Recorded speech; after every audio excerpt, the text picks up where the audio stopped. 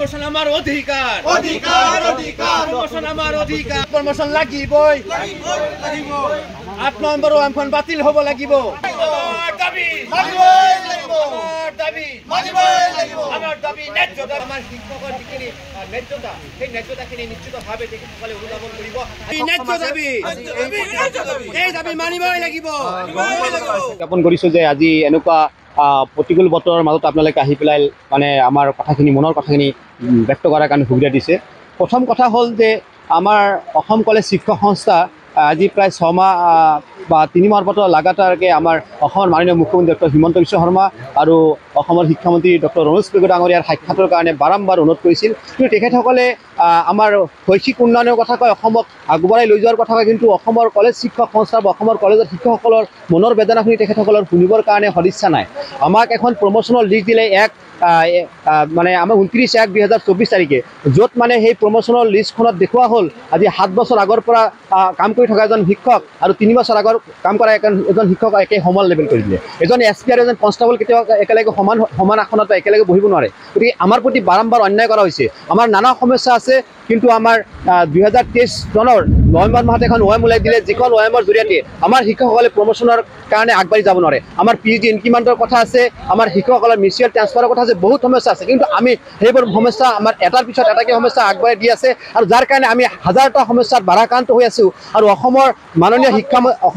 শিক্ষামন্ত্ৰী আৰু মাননীয় মুখ্যমন্ত্ৰী ডাঙৰীয়াই বাৰম্বাৰ কৈ থাকে যে ভাৰতবৰ্ষৰ 5খন উন্নত ৰাজ্যৰ ভিতৰত অসমখনক লৈ যোৱা হ'ব যদি অসমৰ কলেজ শিক্ষকসকলে যিসকলে অসমৰ উচ্চ শিক্ষাৰ ক্ষেত্ৰখনক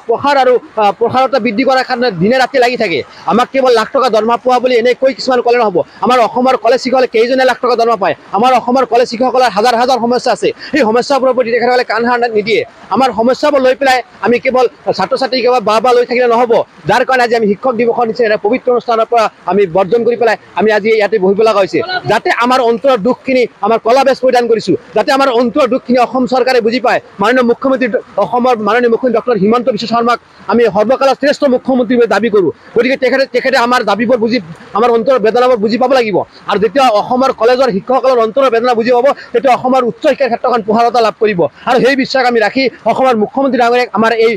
আমাৰ যিখন 1/4/2024 পৰা যিখন ডেট অফ ইফেক্টৰ মানে ওৱামখন দিয়া আছে এখন মানে বাতিল কৰি আমাৰ নিৰ্ধাৰিত সময়ত আমাৰ শিক্ষকসকলক প্ৰমোচন ফিক্সেশ্যন এইবোৰ কাম কৰি দিব লাগে আৰু এইবোৰ নিয়মীয় কাম এইবোৰ নিয়মিত হ'ব লাগে এইবোৰক লৈ পেলাই কোনো কেবিনেট বহাৰ প্ৰয়োজন নাই আমি কাম কৰিছোঁ আমি সেৱা আগবঢ়াইছোঁ সেৱাত প্ৰতিকাৰিছোঁ আমি প্ৰাপ্য আমাৰ সন্মানখিনি পাব লাগে সেইখিনি আমাৰ দাবী যিটো একচুৱেলি চৰকাৰৰ যিটো মানে দৃষ্টিভংগী বা আজিৰ দিনটো একচুৱেলি আমাৰ ল'ৰা ছোৱালীবিলাকে বহুত অপেক্ষা কৰে আজিৰ দিনটোৰ কাৰণে আমিও বহুত মানে এটা মানে হেৰি কৰোঁ ল'ৰা ছোৱালীক আশীৰ্বাদ দিয়াৰ পৰা গোটেইখিনি কৰোঁ কিন্তু অতি দুখৰে সৈতে আমি আজি এই কাৰ্যসূচী ল'ব লগা হৈছে যে এই কাৰ্যসূচী কেৱল আমাৰ নহয় মানে আমাৰ যিটো মানে প্ৰমোচনৰ যিটো অসুবিধা এই অসুবিধাই আমাৰ শিক্ষকসকলক কেৱল ব্যথিত কৰা নাই গতিকে আমাৰ লগত যিবিলাক অন্যায় হৈছে যিবিলাক বহুত কেইটা আছে আমাৰ পেঞ্চনৰ পৰা আদি কৰি বহুত কিবা কিবি হৈছে কিন্তু আমি এতিয়া আমাৰ যিটো বাৰ্ণিং সমস্যা যিটো মানে জ্বলন্ত সমস্যা সেই সমস্যাটো হৈছে আমাৰ প্ৰমোচনৰ ক্ষেত্ৰত এতিয়া প্ৰমোচনৰ ব্যৱস্থাটো চৰকাৰে এনেকুৱা কৰিছে যে কাৰোবাৰ 2015ত আছিলে ডিউ হৈছিলে মোৰ ক্ষেত্ৰত মোৰ 2021ত আছিলে চিলেকশ্যন গ্ৰেড তো এনেকৈ তেওঁলোকে কি কৰিলে যে 1 এপ্ৰিলৰ পৰা 2024 চনৰ 1 এপ্ৰিলৰ পৰা সকলোকে সমান কৰি দিলে তেতিয়াহ'লে ছিনিয়ৰ জুনিয়ৰ কোনো কথা নাই এৰিয়াৰ চিনিয়ৰ কোনো নাপাব আকৌ হয়তো এনেকুৱা হ'ব যে আমাৰ বহুতেই এছ'চিয়েট পোৱাৰ আগতে ৰিটায়াৰ্ড হৈ যাব তাৰ মানে কি চৰকাৰৰ দৃষ্টিভংগী এনেকুৱা যে প্ৰমোচনটো আমি একচুৱেলি ভিক্ষা কৰা বস্তু নহয় প্ৰমোচনটো একচুৱেলি চৰকাৰক আমি ক'বই নালাগে এইটো অট'মেটিক এটা হোৱা বস্তু গতিকে আমাৰ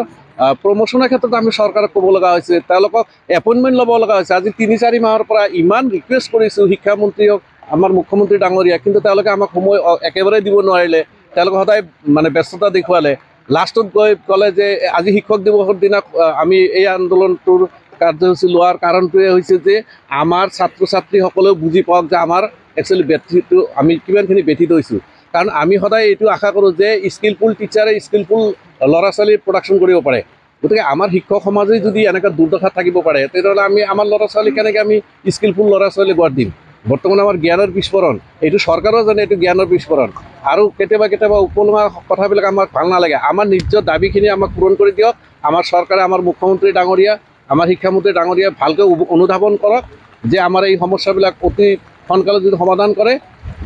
আমাৰ শিক্ষকৰ সমস্যা সমাধান কৰা মানে আমাৰ সমাজখন পৰিৱৰ্তন কৰা। গতিকে সমাজখনৰ পৰিৱৰ্তন কৰাৰ খাতিৰত, সমাজখনক ভালভাৱে লৈ যোৱাৰ খাতিৰত শিক্ষকৰ দুৰ্দশাক তেওঁলোকে আগত আঙুলিয়াই লওক যে এইকেইটা কিছু কিছু মানে আমি সমস্যাবিলাক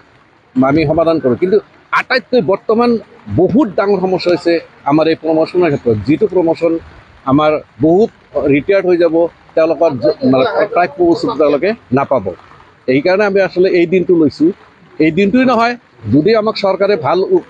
ৰেছপন্স নকৰে তেতিয়াহ'লে আমাৰ আগন্তুক দিনত আৰু এনেধৰণৰ আমি কাৰ্যসূচী ল'ব লাগিব। আমাৰ অধিকাৰৰ সম্পৰ্কে আমি সজাগ হ'বই লাগিব, আমি চৰকাৰক জনাবই লাগিব।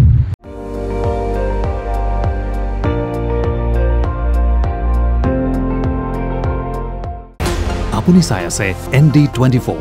সৰ্বশ্ৰেষ্ঠ নহয় সৰ্বোত্তমৰ দৌৰ।